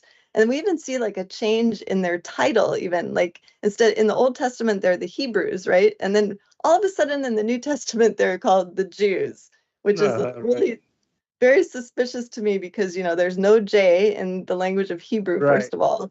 And that title of the Jews, that hasn't been a title of them all through their history even. So it's kind of obvious that something else is going on there. It's not the original Levites, right? Right. Yeah, there was, this usurpation, and even we see that Noah gave a prophecy of this a long time ago when he cursed the Canaanites to be servants unto the children of Shem, and that they would be educated in the tents of Shem. And Shem, we know, was the rightful priesthood, and that, it had passed down from Noah to Shem, and then to Abraham and onwards. But yes, all of these things again are important to the story, and so that's why we wanted to bring forth these three confirming witnesses as to the graves being open. And the next time we'll get into the story of Christ's descent down into Sheol, which is important, and it's another aspect of this story that most people are not familiar with, and that is not mentioned in great detail within the canonical materials, even though it does say in the Psalms and other places, Isaiah, about how he would bring liberty to the captives, and that he would, descend down in Sheol open the gates of iron and break open the doors of brass. All of those things which were part of the story of his freeing Adam and his descendants, and the story was brought forth by the two sons of Simeon, Corinthius and Lucius. Yeah, and it's kind of deceptive, being raised in churches with the pastors when they try to explain those verses in the Old Testament that you were talking about with the captives and the breaking the chains and the bars. They don't have any idea of what that's referring to. So when they Right. don't have any idea, they'll say, "Oh, well, that's just poetic language." That's not something that How can they explain that language away when it's so specific and it totally? If they read the Gospel of Nicodemus or yeah, it's really obvious once you read that. And that really enlightened me when I first started reading these particular extra biblicals, because it totally makes so much more sense of what they're talking about in the Old Testament. Yes, without a doubt. And the Odes of Solomon and other places. Tammy had asked, was this 3 days of darkness? Not according to the narrative that it was several hours of darkness and the stars did appear and were seen at midday, whenever this event, and it was like the 9th hour forward, which of course he was crucified at 3 p.m. And then everything, went dark. And this did last for a long time, but it wasn't several days. But yes, let's continue with the story, because I know we're going to quickly run out of time. Okay. All right. So this is verse 2. And again, this is Gospel of Gamaliel. As to the virgin, she did not neglect to go to the tomb early on Sunday morning. Mary Magdalene had, however, preceded her to the sepulchre and noticed that the stone had been rolled away from it. And the virgin said, "This is a sign that occurred in the case of my son, and it perplexes me. Who rolled away the stone from the door of the sepulchre?" The virgin looked then in the 4 directions of the tomb and did not find in it the body of her son. And she sat down and reverted to her wailing and lamentation and said, "Woe is me, O my beloved son! Who is it that carried your body and added to the sorrow of my heart? I have not been at all to the tomb of my father, nor to that of my mother. When my father died, I was a young girl in the temple. Nor have I been to the grave of my father Joseph, who endured so many troubles with you, O my son. This day that I came to your tomb, O my son, in order to inform myself concerning your body, another sorrow has been added to my sorrow. This day that I came to your tomb, O my child, I met with a bitter disappointment, as I did not find your body in it, O my son. On the Golgotha, they did not permit me to satisfy my desire for looking at you to my satisfaction, and today they did not allow me to satisfy my desire for looking at your body in the grave to my heart's desire. On the day of your birth in Bethlehem, you, O my beloved son, when your star shone, Herod did not glorify you. And on the day of your crucifixion, O my son, when the sun suffered eclipse, the Jews did not believe in you. On the day I brought you forth in Bethlehem, O my son, your angels surrounded you in order to glorify you. And on the day of your resurrection, O my beloved son, your brethren forsook you. On the day I brought you forth in Bethlehem, O my beloved son, the shepherds came at daybreak and worshipped you. And on the day of your death, O my beloved son, I came to your tomb and did not find your body in it. On the day I brought you forth in Bethlehem, my son, the Magi came to you with their offerings. And on the day of your crucifixion, my son, a wicked robber insulted you. The day of your birth in Bethlehem, my son, the animals praised it. And on the day of your crucifixion, my beloved, I met with pain and sorrow. On the day of your birth in Bethlehem, my beloved son, Joseph served you. And on the day of your crucifixion, my beloved, the same Joseph, my father, died. Woe is me, my beloved, there is no sorrow like my sorrow, nor is there any pain like the pain of a mother looking at her son on the wood of the cross. My son, I went to the Golgotha, and I did not see your body on the wood of the cross. And I came to the door of your tomb, asking for you, and you did not answer me. Woe is me, my beloved son, my sorrow is twofold today, because I did not see your body on the wood, so that I might weep over it, and because I did not find it in the tomb, so I might worship it. I adjure the 4 soldiers who keep watch over your tomb and your body to deliver your body if perchance they have removed it through bribery. I implore Joseph and weep before Nicodemus to reassure me concerning your body, since they took it on their own responsibility from Pilate and laid it in this tomb. I have never seen Joseph, nor do I know Nicodemus, but on account of the intensity of my pain, I let my heart go to them. This is what the virgin said over the tomb of her son. She was perplexed in her soul from her fear of the Jews and from the fact that she did not find the body of her son in the tomb. While she was thinking deeply, a sudden light shone, and an exquisite perfume was perceived from the right side of the tomb, as it wafted from an incense tree. The virgin looked toward the direction of the scent, and saw the good God standing, clad in a heavenly robe, and his face greatly suffused with joy. And he said to her, "O woman, what makes you burst into this affectionate wailing at this empty tomb which contains no body?" And she replied, "It is my sorrow, and this sorrow, O my Lord, arises from the fact that I did not find the body of my son, so that I might weep over it and be somewhat comforted." And Jesus said to her, "If you were not satisfied in weeping and wailing throughout all this length of time, had you found the body of your son in the tomb, you would have never ceased your lamentation." And she replied, "O my Lord, if I had found it, I would have been somewhat comforted by it." And he said to her, "O woman, if you had seen your son dead, you would have had no comfort in looking at his side pierced with a spear, at his hands and feet wounded by the driving of nails in them, and at his body smeared with blood. Now, woman, comfort yourself, because it was more advantageous for you not to have seen him dead, and wept all the more over him. What comfort did you derive when you saw him alive on the cross, and dead with wrappings round him? Truly, woman, you have had much courage in your soul in coming to this place, while it's still dark, and while all this great disturbance reigns in the town. The guards went from here, and are now conspiring with the Jews in lying terms concerning your son. Does the tomb in which the body of your son was laid belong to the Jews? No, O woman. I know the man called Joseph, and this garden belongs to him." And the virgin said to him, "O my Lord, you know everything that happened to my son, and the love which they showed to him in laying him in this tomb.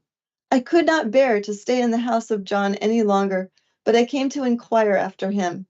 Now, O my Lord, since you are the owner of the garden, and the beauty of your dresses and the sweet words with which you have answered me testify to this, if there is pity in your heart for me to show to me now, because I have no other child, disclose to me his secret and what they did with his body, since I did not find it in his tomb. Have the Jews carried it away because of their hatred for the governor concerning it? And also, my Lord, if it is hidden in your garden, and you know who took it there, have pity on me and show me its place, so that I may just see it. By your life, O my brother, I have never seen this place except today." And Jesus said to her, "O Mary, you have wept sufficiently. The living one is the one who is speaking to you. The one who is crucified is now standing near you. The one whom you are seeking is the one who is comforting you. The one for whom you are asking is the one who is clad in this heavenly robe. The one whose tomb you are wishing to see is the one who smashed the doors of brass. O Mary, recognize my glory. Lo, I am comforting you with the words of life. Be not ashamed, therefore, nor afraid. Look at my face, my mother, and you will recognize me. It is I who raised Lazarus in Bethany. It is I, Jesus, who is resurrection and the life. It is I, Jesus, whose blood flowed on the rock in the Cranium. It is I, Jesus, who is comforting you in your sorrow. It is I, Jesus, over whom you are weeping, who is now comforting you at the beginning of his resurrection. No one took away my body, O my mother, but I rose according to the will of my Father. You came today to the tomb, my mother, and I took up out of Hades all those who were fettered in it, and saved those who had fallen into sin." When the virgin heard this, she received strength and comfort, and ceased her weeping and anxiety. She lifted up her eyes from the ground, filled her sight from him, saw him in the grace of his divinity, and said, "You have truly risen, O my son and my Lord. You have truly risen." And she bent over him and embraced him. And he said to her, "Enough, mother, of this joy which I granted you through my resurrection. Look now at the spoliation of Hades, my mother, and see how glad and joyful its inmates are. I shall present them as an offering to my Father. before I take them to paradise." And the virgin looked round him and saw the multitudes which he had taken up from Hades, clad in white robes. She was amazed at them, and Jesus said to her, "Go in haste and announce my resurrection from the dead to my brethren. Go in haste, my mother. Leave this place and do not stand at the right side of my tomb, because a company of the Jews will come with Pilate to find out what took place and see if I would raise the dead and give sight to the blind and motion to the lame." After the Lord Jesus said this to his mother, he disappeared from her sight. She then left the tomb with haste and went and told the apostles and the women that the Lord had risen from the dead. They also came to see what happened. The news spread then in all the town that Jesus of Nazareth rose from the dead, as he had said, and that he told his mother, "I will recede you to Jerusalem. You will all see me, and I will bless you there." As to the high priests and the Jews, they went in the morning to Pilate the governor, as if they had heard nothing, and said to him, "Oh, our Lord Governor, error has increased and scandals have multiplied today at the sepulchre. Summon the soldiers one by one, so that they may relate his story to us, before any of us goes there." And Pilate said to them, "I heard that he rose from the dead. I believe what I saw in a vision, that Jesus rose this day from the dead. By the life of the emperor and by the law of Moses, I do not lie when I say that I saw him last night while I was lying in my bed, and was grieved at the fact that I had laid hands on him, and thought that perchance he may be the Son of God on account of the signs that appeared in heaven when he died on the cross. I saw him standing and shining more than the sun. All the town, except the gathering place of the Jews, shone with his light more than the light of the sun." And he said to me, "Pilate, why are you weeping because you ordered Jesus to be flogged? What is written about him has been fulfilled. Return to me, and I will forgive you. I am Jesus who died on the cross. I am Jesus who rose today from the dead. This light which you see today is the glory of my resurrection, which has enlightened all the world with joy. Look well, Pilate, and see that this sign which shines on the inhabited earth is more luminous than the light of the sun, and is to convince you that I rose from the dead. Hasten to my tomb, and you will see the wrappings lying in it, guarded by angels. Kiss them and worship them. Fight for my resurrection, and you will witness many miracles today at the sepulchre. The lame shall walk, the blind shall see, and the dead shall rise by my power. O Pilate, you will shine in the light of my resurrection, which the Jews will deny." When Pilate uttered these words in his house, the Jews raised their voices and said, "O our Lord, it is not necessary to relate all this to the people, as it is nothing but a dream. The law says, at the mouth of 2 or 3 witnesses every word is established. Instead of 3 witnesses, lo, there are 4 who guarded the tomb. If these tell you that he rose, their words are true. And if they do not do so, we shall have nothing to do with dreams." Then Pilate summoned the 4 soldiers and said to them, "What happened today at the sepulchre?" And they divided curse among themselves, and lied, and said that he did not rise, but was carried away. And Pilate ordered that they should be separated from one another in different places. The first one was then ushered in, and Pilate said to him, "Tell me the truth. Who carried away the body of Jesus?" And he answered, "Peter and John." And the governor ordered him to be removed to a place by himself. Then he summoned the second one and said to him, "I know that you do not speak but the truth. Tell me of which of the apostles carried away the body of Jesus from the tomb." And he answered, "The 11 apostles came with his disciples and carried him away by stealth."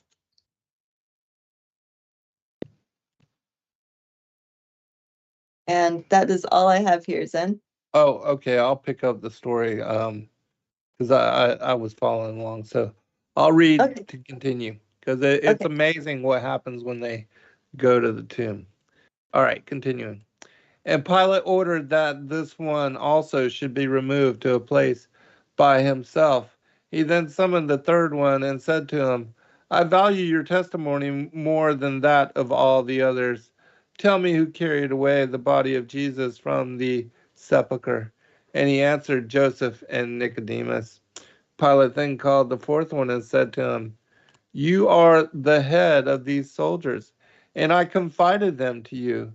Disclose to me now all what took place, and how they removed the body of Jesus from the tomb while you were guarding it?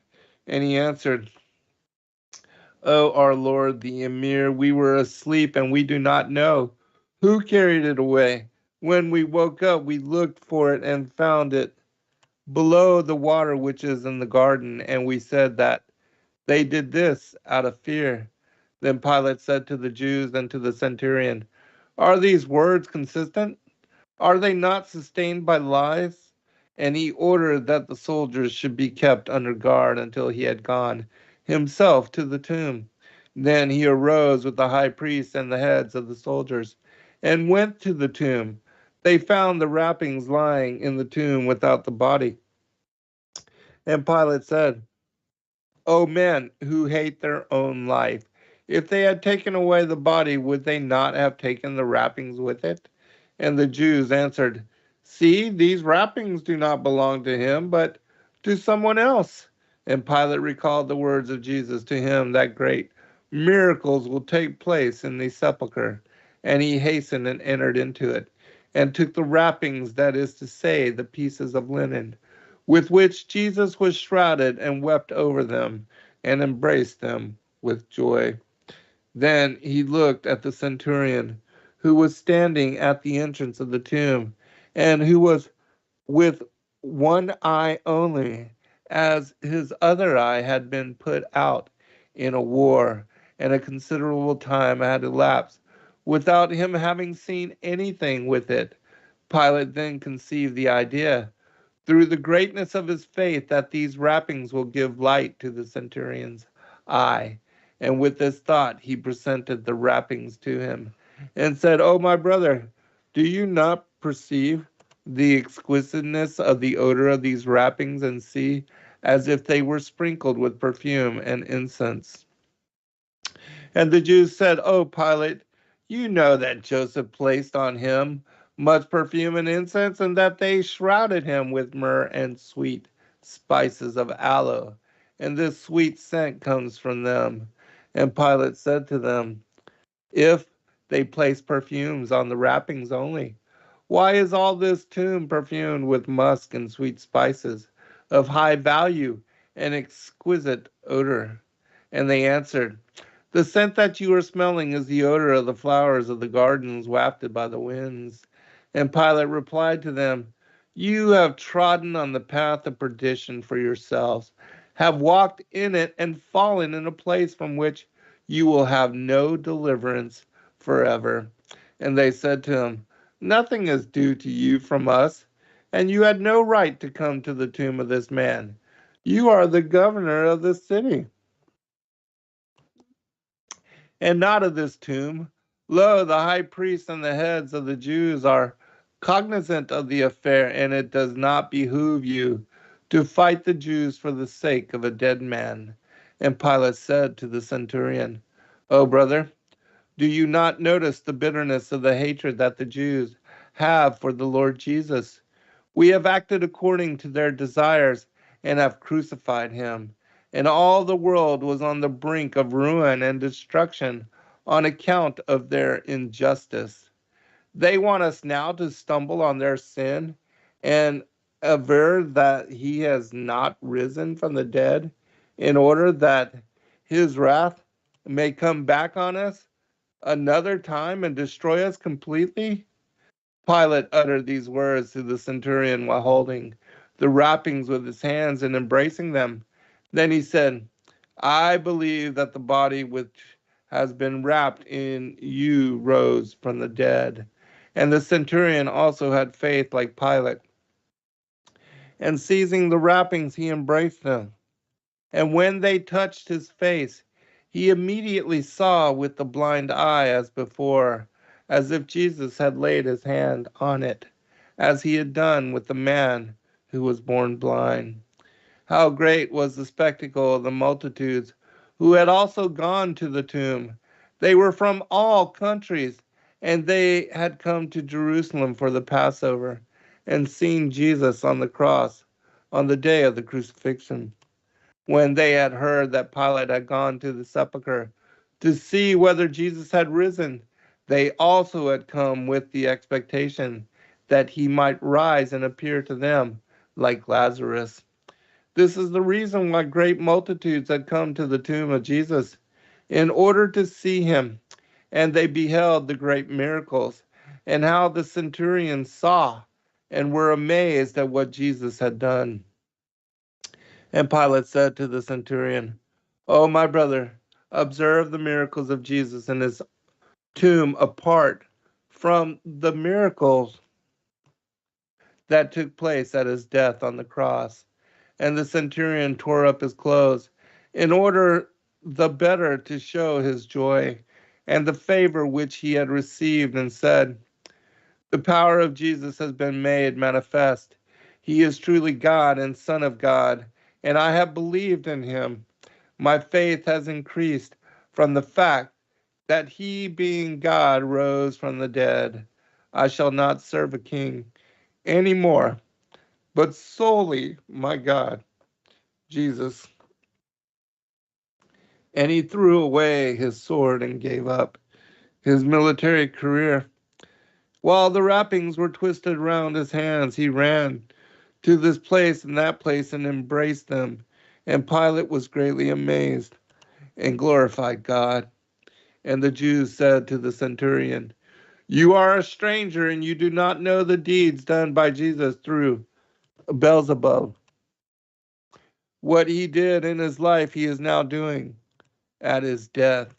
And they added, "When a sorcerer dies, the genie do other deeds in his grave, and they deceive many people through them. These deeds are indeed those of a sorcerers and conjurers." And Pilate said to them, "We have never heard that sorcerers and conjurers perform such miracles. Since you are heaping lies out of your own mind on the life of the Lord." Oh, Right. goodness. We are already... All right, we'll do another show on this. All right. Aloha, Zen. Good Thank night, you, all. everyone. Be blessed. Good night, everyone. Good everyone. Aloha, aloha. Aloha, aloha. Thank you for listening to Revolution Radio.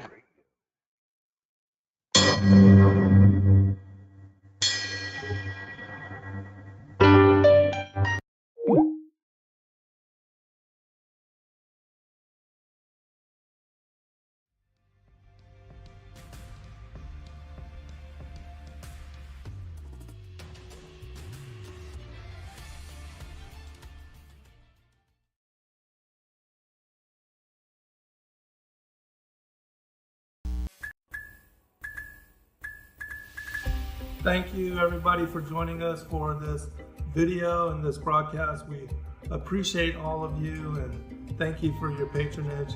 Please do like and subscribe and share with your friends. God bless all of you in your seeking.